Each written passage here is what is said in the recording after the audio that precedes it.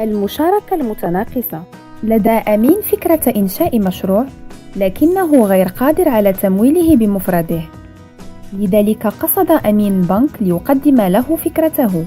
بعد موافقة البنك على الاستثمار في المشروع بالمساهمة بحصة من رأس المال، يوقع أمين والبنك عقد مشاركة، حيث يقوم كلا الطرفين بتقديم حصته والموافقة على المشاركة في أرباح المشروع حسب النسبة التي يتم الاتفاق عليها.